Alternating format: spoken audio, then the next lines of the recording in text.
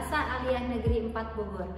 Saya juga sebagai mahasiswa PPG dalam jabatan batch 1 tahun 2025 di LPTK IAIN Pontianak. Hari ini, Jumat 9 Mei tahun 2025, saya melakukan praktik pembelajaran uji kinerja pada kelas 11 Sains, mata pelajaran Al-Quran Hadis, materi makanan, minuman, halal dan haram. Selamat menyaksikan. Assalamualaikum warahmatullahi wabarakatuh. Waalaikumsalam warahmatullahi wabarakatuh. Mana kabarnya anak-anak, ceria banget hari ini? Oke, sebelum kita mulai pembelajaran hari ini, disiapkan doa dulu ya.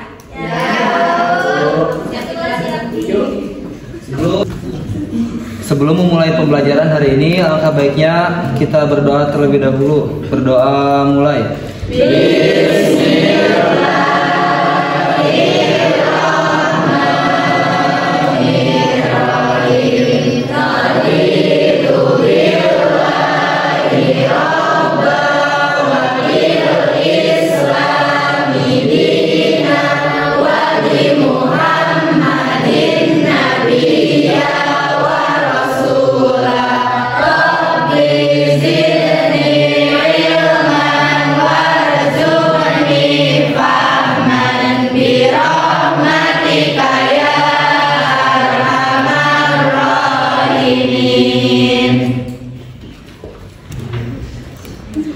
Silakan yang disebutkan namanya, bilang hadir dan berdiri ya. Ibu mau lihat kerapihannya, apakah sudah rapi, baju, rambut, jilbab, segala macamnya. Oke?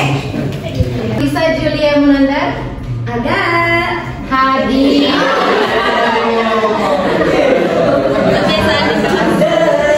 Robiatul Adawiyah.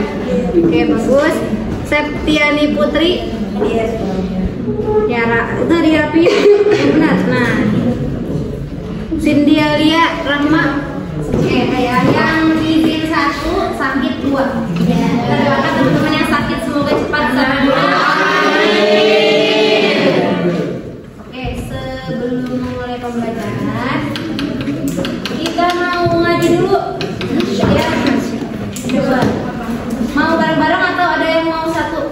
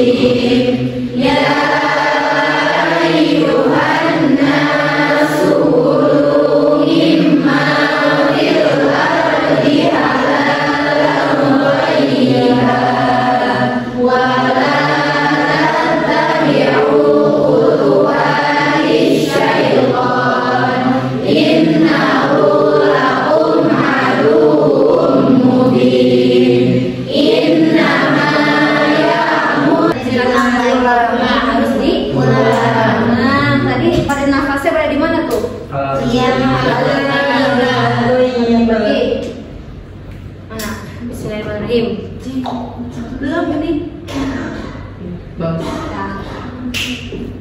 Di sini ya? Iya. Mau sampai sini dulu. Nanti ulang lagi. Sampai sini dulu. Terus ulang lagi dari halaman thayyibah gitu ya? Iya. Dari bahasa Arab bersama-sama. Bismillahirrahmanirrahim. Ya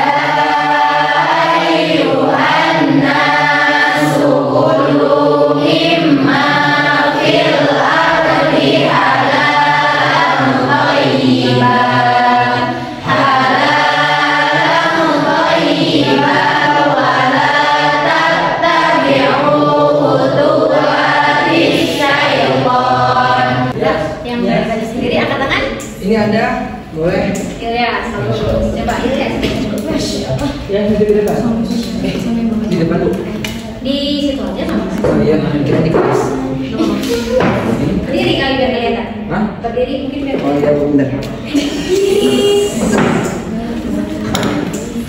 أعوذ بالله من الشيطان الرجيم بسم الله الرحمن الرحيم يا أيها الناس كلوا مما في الأرض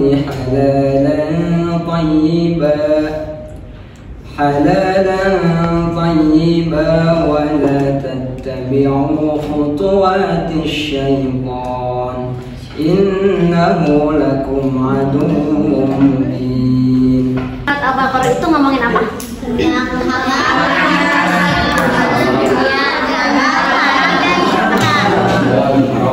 Oke, jadi harapan ibu setelah pembelajaran kali ini kita sama-sama bisa memahami, pertama memahami makna surat Al-Baqarah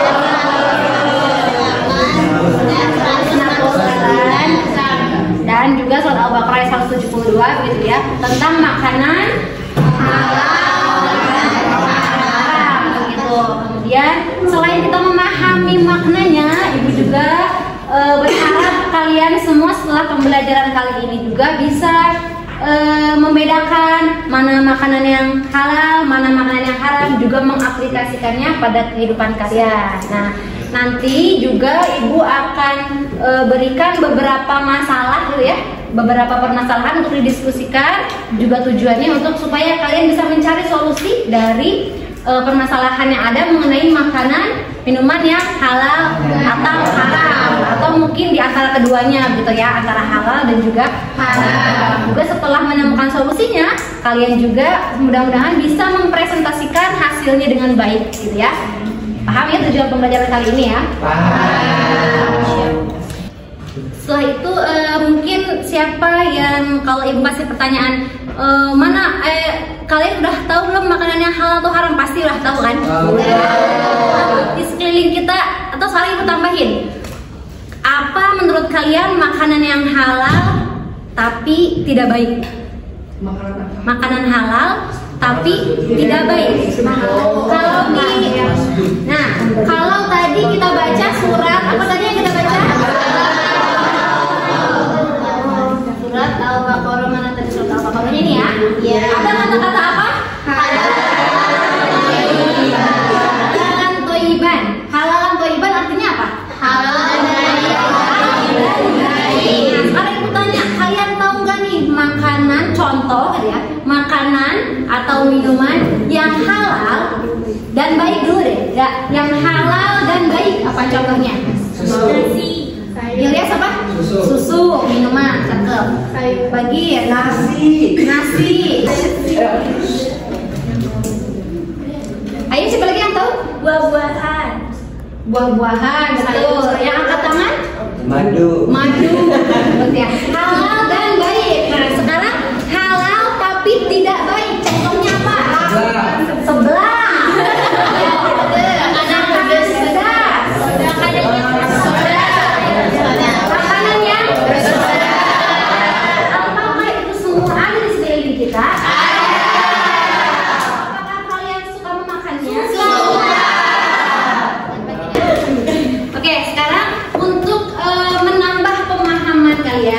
Barusan kayaknya kalau nggak salah ibu udah kirim link di grup ya. Tolong diklik linknya, nanti di situ ada flipbook mengenai ini materi tentang makanan, minuman yang halal dan haram. Coba kalian pelajari dulu dari flipbooknya yang sudah ibu berikan. Ini gimana? Lucu, bikin yang kayak gini. Diklik Pak.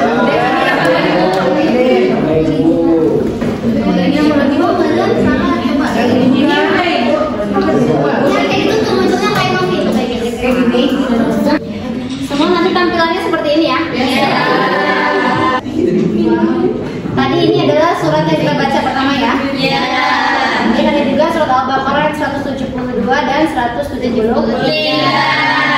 Ini tentang makan dari. Oke, dari sini dulu ya. Dari surat Al-Baqarah ayat 168 dulu. Ya ayuhan nasu.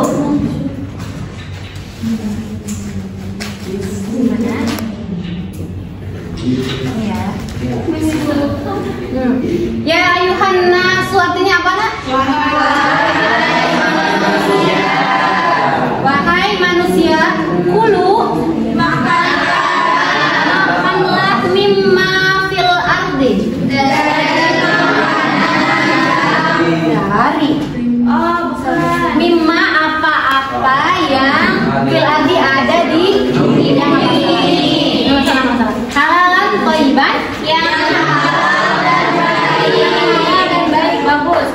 Wala tattabi'u, dan janganlah kalian, kamu gitu ya. Kan ibu bilang ya, setan itu adalah sifat. Nah, sifat setan itu adalah musuh yang nyata bagi manusia. Ini ada perintah dari Allah, ya ayuhan nas, wahai sekalian manusia. Beda ya. Kalau ini ya ayyuhalladzina amanu, wahai orang-orang yang beriman. Suruh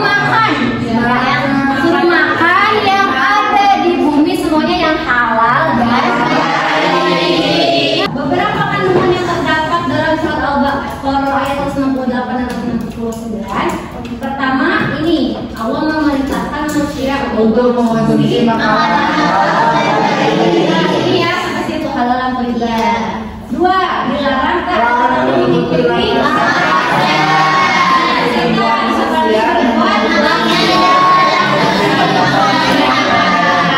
Nah, ini penting nih.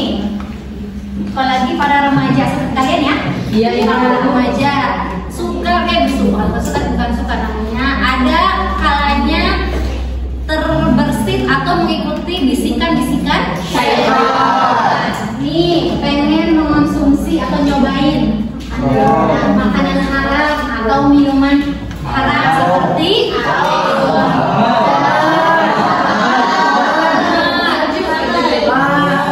obat-obatan terlarang,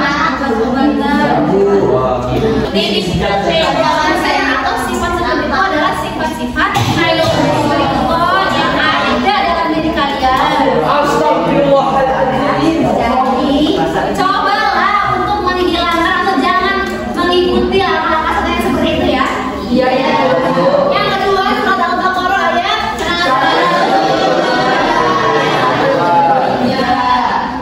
Ya ayyuhalladzina amanu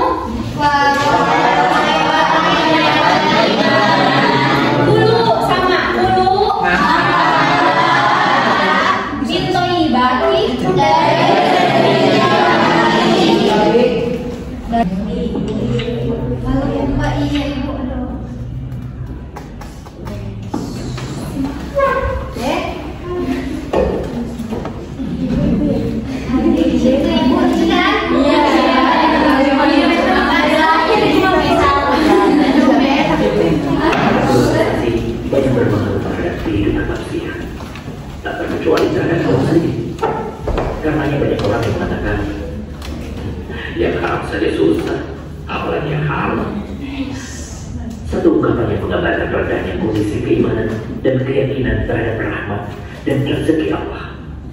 Padahal harta haram sangat berpengaruh sekali dalam kehidupan seorang muslim, baik mempengaruhi keluarganya, keberkahan hidupnya, dan pengampunan doanya. Penting sekali bagi seorang muslim untuk memperhatikan apa yang menjadi santapannya setiap hari, sehingga makanan tersebut tidak berdampak buruk bagi dirinya maupun keluarganya. Berikut kami rangkum dua hal pengaruh dari makanan yang haram. Pertama, makanan haram mempengaruhi doa. Dari Abu Hurairah, Nabi SAW bersabda, "Wahai sekalian manusia, sesungguhnya Allah itu thayyib atau baik. Allah tidak akan menerima sesuatu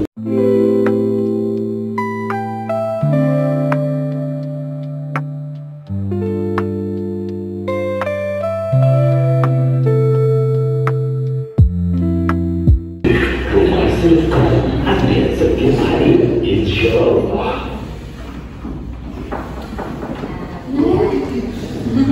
Jadi kalau lagi ya, kalau inputnya selalu makan makanan yang haram itu kan bukan cuma zatnya ya.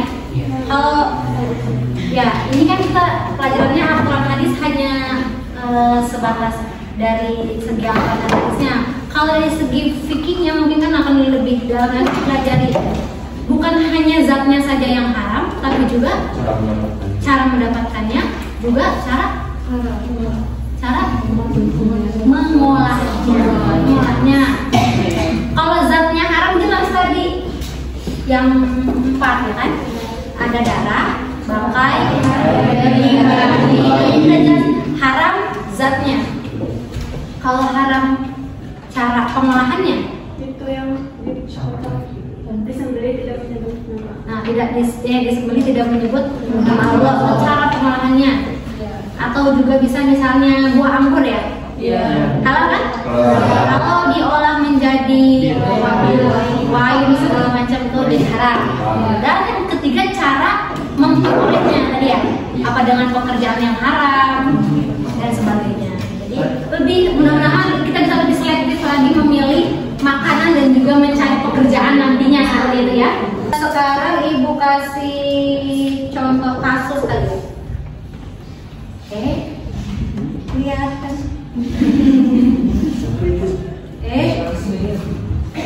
Di mana tadi? Nah di sini tadi. Di mana nih? Di sini ada. Ibu ngambil dari berita. Viral siswa SD keracunan gara-gara narkoba berbentuk makin hati-hati gak sih kita sekarang?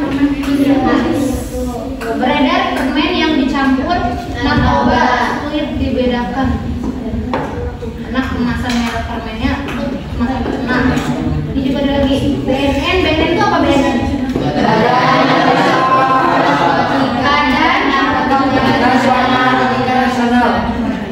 Temukan narkoba di jajanan anak. Jajanan anak mungkin yang mungkin aja sering kita temui gitu ya. Oke, dari beberapa judul berita yang tadi ya, ini satu, ya, ada lagi yang lain tadi. Kira-kira ada yang mau memberikan pendapatnya bagaimana nih? Sikap kita menyikapi tentang berita yang beredar saat ini mengenai makanan atau jajanan yang terdapat narkobanya. Jadi tanggapan menurut Ola, jadi kita itu harus lebih selektif lagi dalam memilih makanan yang halal maupun haram. Walaupun itu kan di berita ada anak kecil yang keracunan. Nah kita juga harus memberitahu kepada adik kita atau anak-anak kecil bahwa permen itu tuh haram dan nggak boleh dikonsumsi lagi. Kita juga harus menghindari jajanan-jajanan yang mengandung unsur haram tersebut. Sudah, terima kasih. Terima kasih telah memberikan tepuk tangan. Ada lagi yang mau mengungkapkan pendapatnya dari sebelah sini sudah, mungkin dari sebelah sini ada? Silakan. Menurut saya pribadi mengenai kasus ini kan kasusnya itu ditemukan narkoba di dalam permen ya Bu. Ya. Nah otomatis kita nggak bisa dong nyalahin si anaknya, nggak bisa nyalahin si penjualnya. Yang jadi poin utama di kasus ini tuh dari BPOM, dari pengawas makanan sebenarnya Bu. Karena nggak mungkin misalnya nih di permen yang udah ada label BPOM, ada label MUI, tiba-tiba ada narkobanya, pasti nggak mungkin tiba-tiba ada, pasti ada sesuatu lah di proses produksinya. Ya. Jadi yang harus jadi poin utama di kasus ini yang harus diperbaiki paling di atasnya dari BPOM. Ya, oke, terima kasih jawabannya.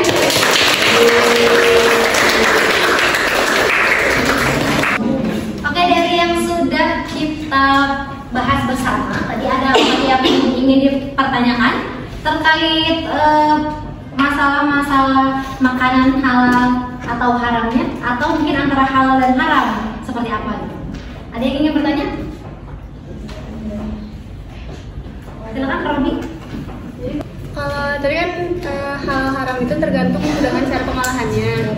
Nah kalau misalnya daging yang kita beli di pasar itu kan kita nggak tahu itu diolahnya gimana, itu boleh kan?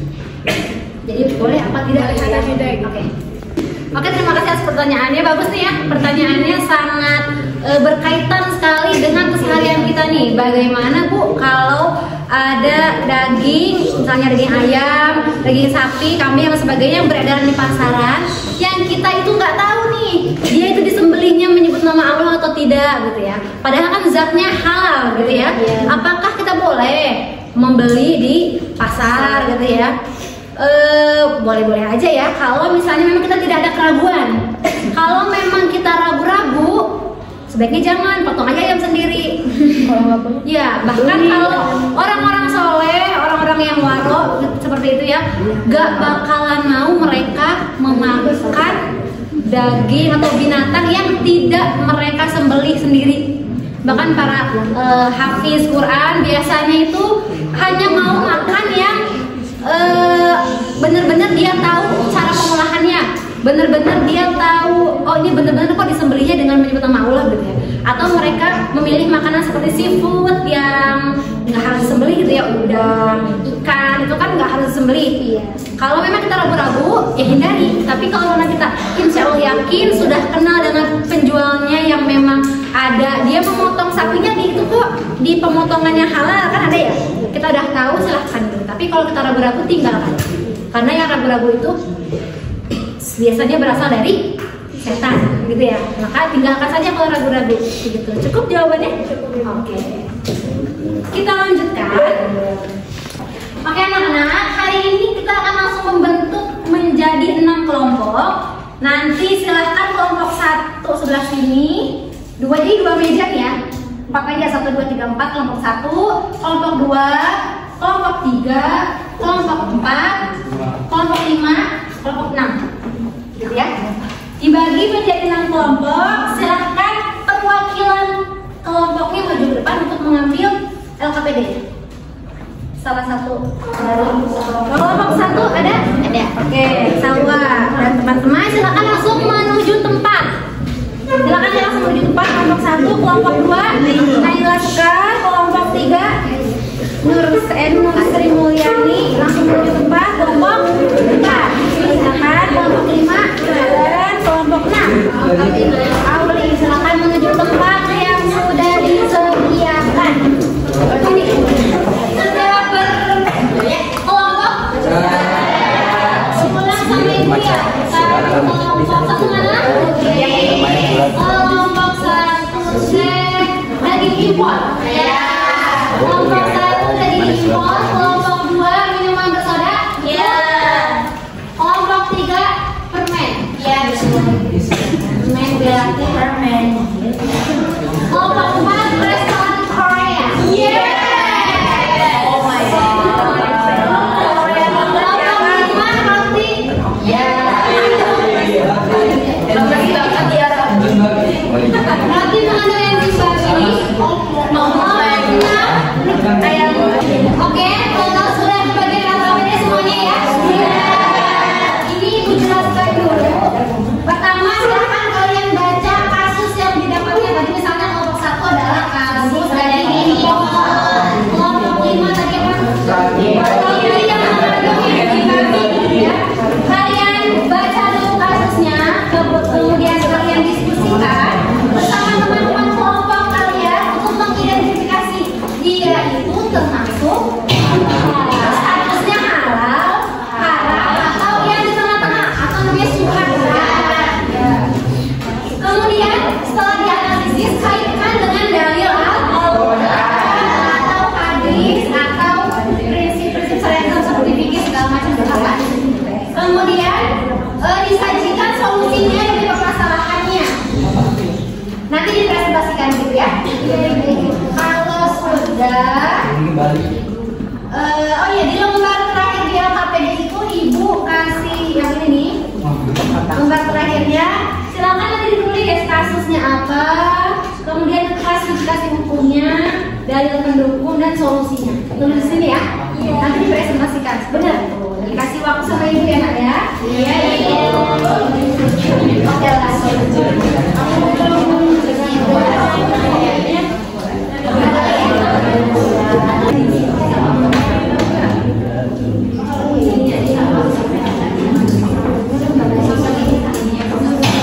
Jangan lupa ditulis nama kelompok dan nama-namanya kelompok berapa dan nama-nama kelompok anggota.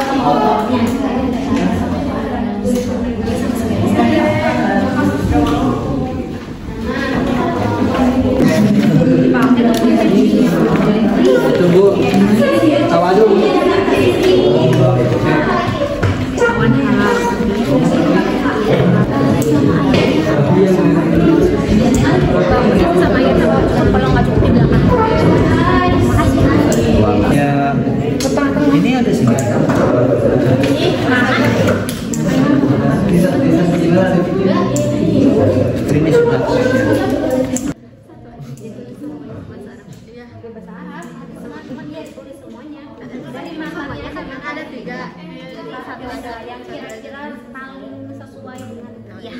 Ada benar-benar yang paling itu.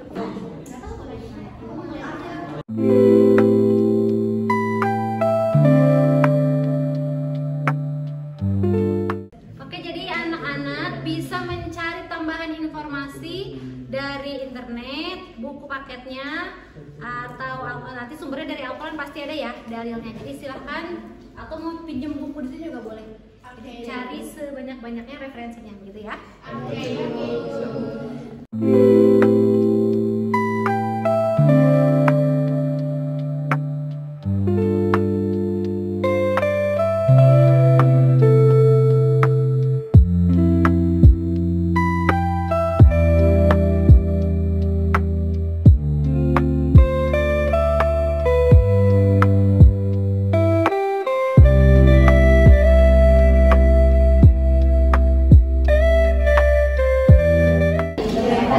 Oke anak-anak, waktunya sudah habis ya. Diskusi waktunya sudah habis. Sekarang kita mulai presentasinya. Siapa kelompok mana dulu nih yang mau presentasi? Kelompok 5. Kelompok 5 ya. Oke, boleh kelompok 5 maju ke depan untuk mempresentasikan hasil dari pemecahan masalah. Assalamualaikum warahmatullahi wabarakatuh. Waalaikumsalam warahmatullahi wabarakatuh. Oke teman-teman, jadi kita akan membahas mengenai roti mandu enzim babi.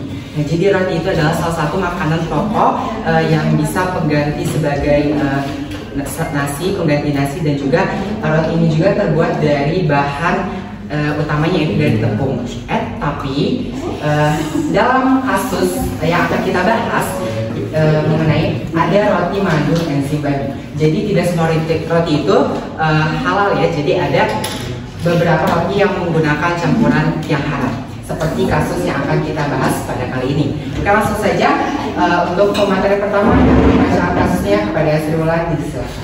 Oke, baik, terima kasih kepada Fatan sebagai moderator yang telah menyerahkan saya untuk menyampaikan sebuah materi. Nah, jadi kelompok kita itu yaitu mendapatkan sebuah kasus, yaitu kasusnya kasus roti yang mengandung enzim babi. Jadi roti mengandung enzim babi ini adalah salah satu merek internasional diketahui menggunakan enzim lipase dari babi untuk meningkatkan aroma dan rasa. Meski dalam proses produksi enzim tersebut mengalami perubahan kimia. Teman-teman, kesimpulan dari kasus ini dari diskusi kami juga. Jadi kesimpulannya kita itu harus memilih-milih roti yang halal dan mana yang haram. Tetapi kalau misalkan tiba-tiba kita beli roti, nih capnya halal, tetapi ternyata ada berita bahwa roti itu tuh haram, ada kandungan babinya, tapi kita tidak tahu. Nah, itu tidak apa-apa, tidak dosa, tetapi harus tobat kepada Allah Subhanahu wa taala. Seperti itu. Intinya kita harus memilih label halal, terus ya melihat-lihat komposisinya juga, seperti itu. Bisa dipahami teman-teman? Bisa. Sebelumnya izinkan saya untuk memaparkan kasus apa sih yang terjadi. Jadi dalam kasus itu ada daging impor dari Australia yang tidak jelas dan tidak memiliki label halalnya. Jadi dia tidak memiliki kejelasan apakah daging itu boleh dimakan atau tidak.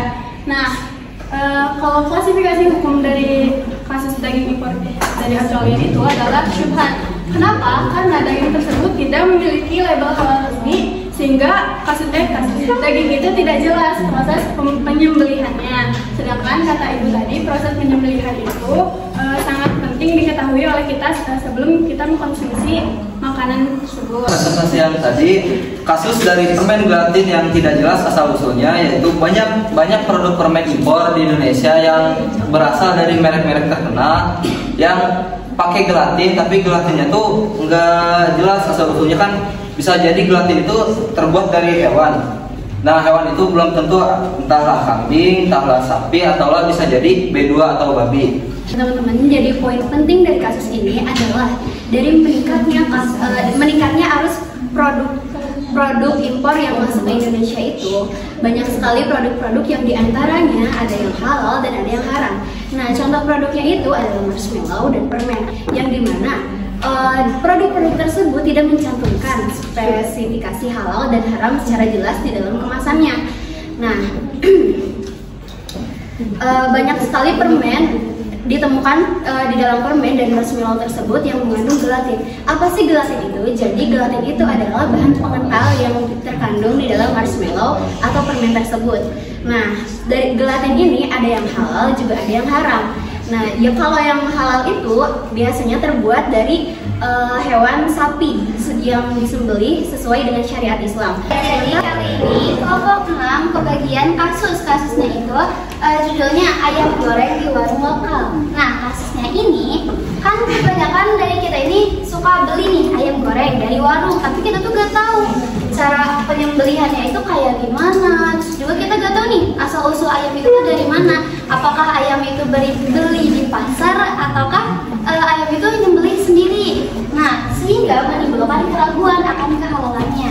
Maka hukumnya di sini, hukumnya ini adalah syubhat atau meragukan. Terus juga kan di sini tuh dijelasin ya, ayam itu kan memang halal, tapi kalau misalnya penyembelihannya tidak sesuai dengan syariat, maka hukumnya itu akan menjadi haram. Kalau tidak ada kepastian, maka statusnya adalah syubhat. Pastinya sebagai seorang muslim kita harus lebih teliti lagi dalam mencari makanan gitu. Entah itu dari ini tuh udah halal atau belum sih, udah punya sertifikat halalnya atau belum, dan juga terus kan restoran Korea tuh di Indonesia tuh udah banyak banget gitu. Jangan mudah FOMO gitu ibaratnya. Kan anak zaman sekarang tuh wah viral nih gitu. Jadi ikut-ikutan orang gitu. Terus juga bertanya-tanya dulu sebelum mau membelinya gitu. Perkenalkan, kami dari kelompok 2 akan mempresentasikan hasil diskusi dari kelompok kami, yaitu tentang minuman bersoda mengandung alkohol. Sebelum itu kita perkenalkan dulu. Perkenalkan, nama saya Muhammad Bagir. Perkenalkan, nama saya Nurasana. Saya Naila Sekar. Saya Siti Nursanaya. Saya Muhammad Ilyas. Dan untuk mempersingkat waktu, langsung saja ke pematerinya. Ya teman-teman, segala sesuatu yang memabukkan tetap dilarang. Mau itu sedikit ataupun banyak tetap haram. Jadi kita sebagai umat muslim lebih berhati-hati dan lebih memilih atau yang jelas halalnya, dan jangan membeli barang yang masih ragu. Bapak sekalian anaknya, berikan tepuk tangan buat kita semua.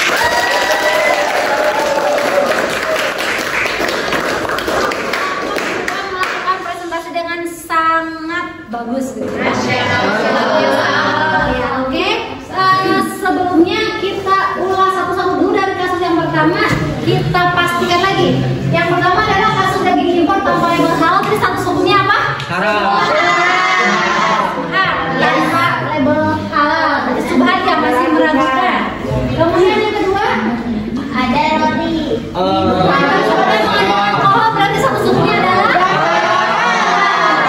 alkohol sedikit atau banyak sama-sama haram. Gitu ya. Kemudian permen gelatin tak jelas asal usulnya. Kemudian restoran Korea ada subhan. Kalau memang dia sudah ada izin dari MUI halalnya, berarti sudah insya Allah sudah dipastikan halal. Kalau belum berarti subhan gitu ya. Iya. Roti enzim babi haram. Bagian sedikit pun berarti dia akan menjadi haram. Yang terakhir ayam goreng warung lokal. Kalian suka jajan ayam goreng nggak di kantin? Kalian jualan ayam goreng ya? Ada. Kalian jangan takut untuk jajan di kantin Manfaat Bogor ini, karena insya Allah per tahun kemarin orang-orang di kantin sudah mendaftarkan jajanan mereka atau jualan mereka didaftarkan ke MUI halal. Jadi insya Allah aman, halal ya. Tapi sekali lagi ibu tegaskan, pilihlah makanan tadi yang halal dan halal belum tentu. Sedangkan halal sudah insya Allah di Manfaat Bogor ini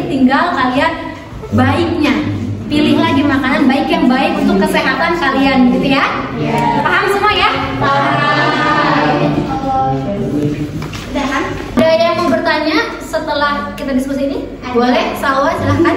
Ibu, apakah benar jika kita memakan sesuatu yang halal tetapi sambil membayangkan sesuatu makanan yang haram gitu? Apakah itu juga termasuk haram? Seperti itu. Terima kasih Salwa atas pertanyaannya, bagus ya. Apakah kalau misalnya kita makan sesuatu yang halal tapi sambil membayangkan, misalnya kalian minum air putih terus kalian ngebayangin sambil minum jus misalnya atau apalah yang haram, itu jadi dosa apa enggak sih gitu ya? Atau jadi haram atau enggak sih gitu ya? Sebenarnya sih kalau ranah dosa atau tidak memang hanya Allah yang menentukan, cuman alangkah baiknya memang kita tidak usah membayangkan yang aneh-aneh lah gitu ya. Karena apapun, meskipun kita minum itu halal air putih, tapi kalau niat kita membayangkan yang tidak dikhawatirkan akan berdosa dan hukumnya menjadi haram. Maka hindari hal-hal seperti itu untuk tadi ya udah kita yang benar-benar aja lah, nggak usah pengen tahu. Insya Allah pokoknya jadi pribadi yang lempeng-lempeng aja, jangan coba-coba membayangkan yang lain, membayangkannya aja jangan, apalagi sampai seperti itu ya. Oke, ada lagi pertanyaan? Oke, dirasa sudah paham semua ya, insya Allah ya. Oke anak-anak, untuk mengakhiri sesi kita hari ini, adakah dari teman-teman yang mau menyimpulkan apa hasil pembelajaran kita hari ini? Angkat tangan, silakan. Jadi kesimpulannya pada pembelajaran kali ini adalah kita sebagai orang muslim wajib memastikan makanan ataupun minuman yang dikonsumsi itu berasal dari sumber yang halal dan baik. Jika ada makanan ataupun minuman yang haram seperti daging babi, bangkai ataupun minuman keras, itu lebih baik dijauhi. Dan jika ada makanan ataupun minuman yang status hukumnya itu syubhat, dianjurkan itu untuk gak dikonsumsi, karena itu tuh bakalan ngerusak ketaatan kita atau meragukan kepercayaan kita. Kalau misalnya kita udah ngejauhin makanan hal haram itu, kita itu sama aja menaati kepada Allah Subhanahu Wa Taala. Sekian, terima kasih. Oke, tepuk tangan. Oke anak-anak, terakhir ya untuk evaluasi hari ini, Ibu akan memberikan beberapa pertanyaan lewat aplikasi Eksaman. Masih ada aplikasinya? Buka handphonenya dan masuk pada aplikasi Eksaman. Tokennya adalah ASA.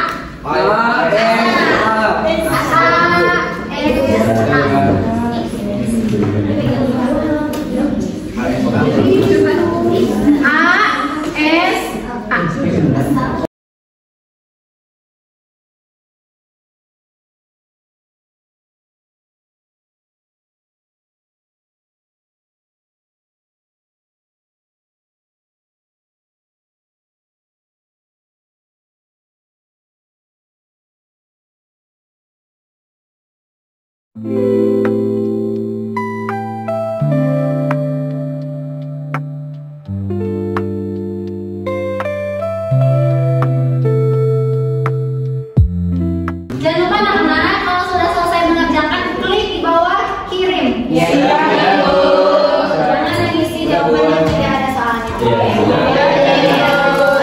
Oke, terima kasih untuk hari ini. Insya Allah di pertemuan selanjutnya kita akan melanjutkan materi kita, yaitu tentang mensyukuri nikmat Allah. Ada beberapa ayat yang berkaitan dengan itu, gitu ya.